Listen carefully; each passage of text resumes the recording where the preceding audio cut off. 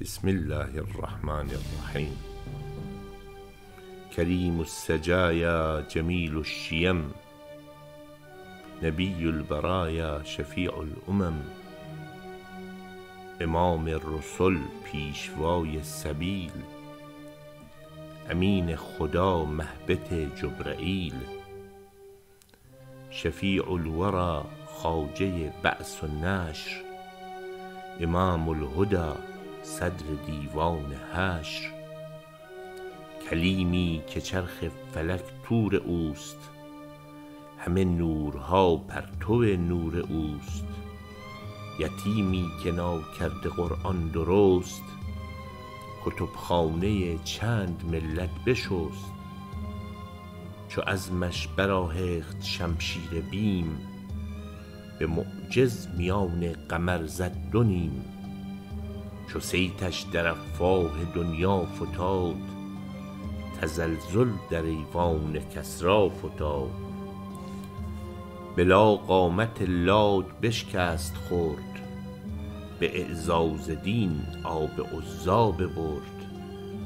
نه از لات و عزی برآورد گرد، که تورات و انجیل منسوخ کرد، شبی برنشست از فلک برگذشت، به تمکین و جاه از ملک برگذشت،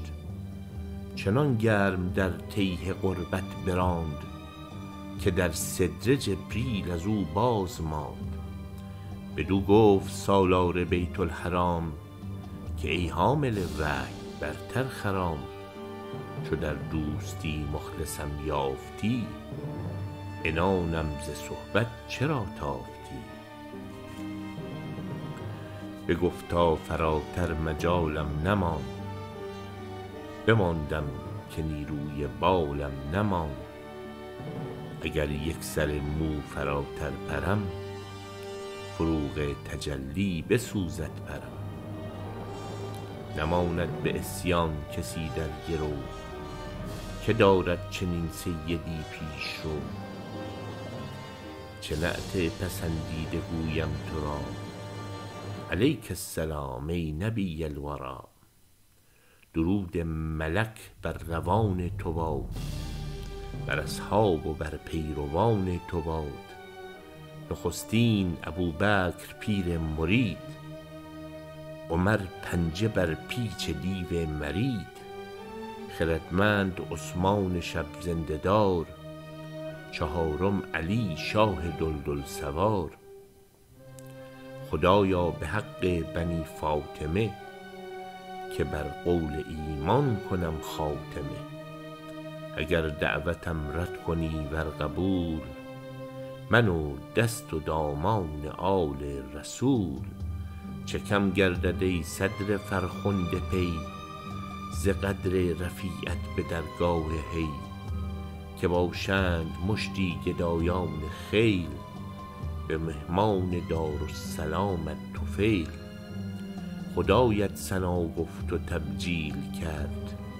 زمین بوس قدر تو جبریل کرد، بلند آسمان پیش قدرت خجل، تو مخلوق و آدم هنوز آب و گل، تو اصل وجود آمدی از نخست، دگر هر چه موجود شد فرع توست، ندانم کدامین سخن گویمت، که والاتری زآنچه من گویمت، تو را عز لولاک تمکین بس است، ثنای تو طه و یاسین بس است، چه وصفت کند سعدی ناتمام، علیک السلام ای نبی السلام.